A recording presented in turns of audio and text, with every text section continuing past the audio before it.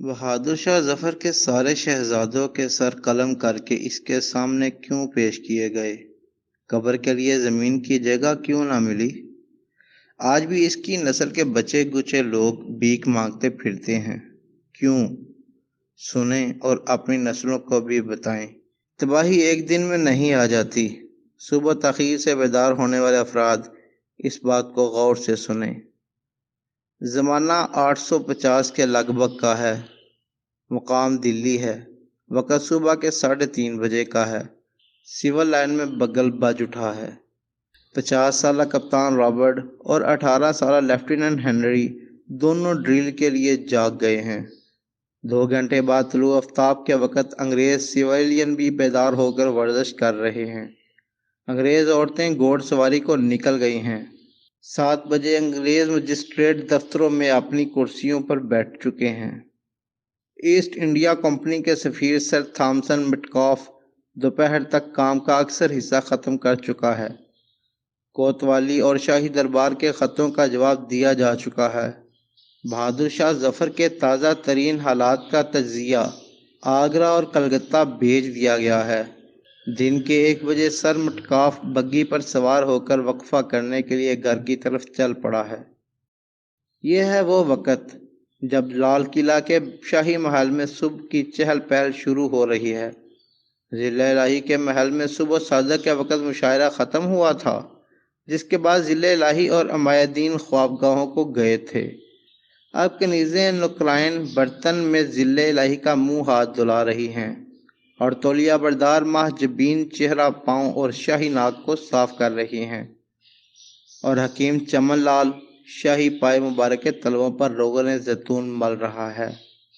اس حقیقت کا دستاویزی ثبوت موجود ہے کہ لال قلعہ میں ناشتے کا وقت اور دلی کی برطانوی حصے میں دوپہر کے لنچ کا وقت ایک برابر تھا۔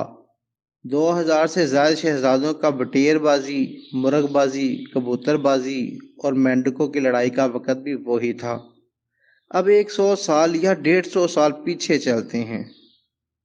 برطانیہ سے نوجوان انگریز کلکتہ، ہگلی اور مدراس کی بندرگاہوں پر اترتے ہیں۔ برسات کا موسم ہے، مچھر ہیں اور پانی ہے۔ ملیریا سے اوسط 2 انگریز روزانہ مرتے ہیں، لیکن ایک شخص بھی اس مرگ آباد سے واپس نہیں جاتا۔ لارڈ کلائیو پہرول گھوڑے کی پیٹھ پر سوار رہتا ہے۔ اب 2018 میں آتے ہیں۔ 95% سے زیادہ امریکی رات کا کھانا 7 بجے تک کھا لیتے ہیں، 8 بجے تک بستر میں ہوتے ہیں اور صبح 5 بجے سے پہلے بیدار ہو جاتے ہیں۔ بڑے سے بڑا ڈاکٹر 6 بجے صبح ہسپتال میں موجود ہوتا ہے۔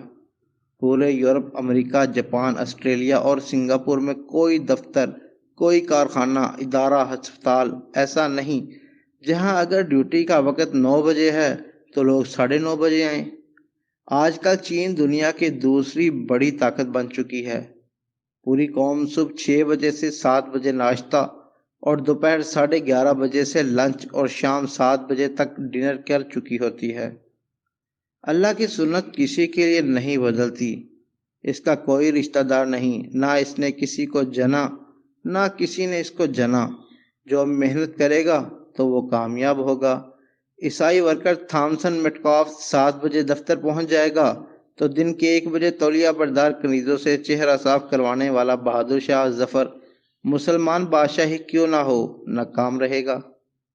بدر میں فرشتے نصرت کے لیے اتارے گئے تھے، لیکن اس سے پہلے مسلمان پانی کے چشموں پر قبضہ کر چکے تھے، جو آسان کام نہیں تھا، اور خدا کے محبوب رات بھر یا تو پالیسی بناتے رہتے یا سجدے میں پڑے رہتے۔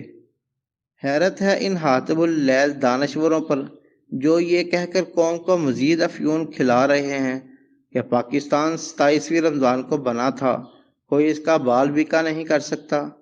کیا سلطنت خدا داد پاکستان اللہ کی رشتہ داری تھی؟ اور کیا سلطنت خدا دار میسور اللہ کی دشمن تھی؟ اسلام آباد مرکزی حکومت کے دفاتر ہیں یا صوبوں کے دفاتر یا نیم سرکاری ادارے، ہر جگہ لال قلعہ کی طرز زندگی کا دور دورہ ہے۔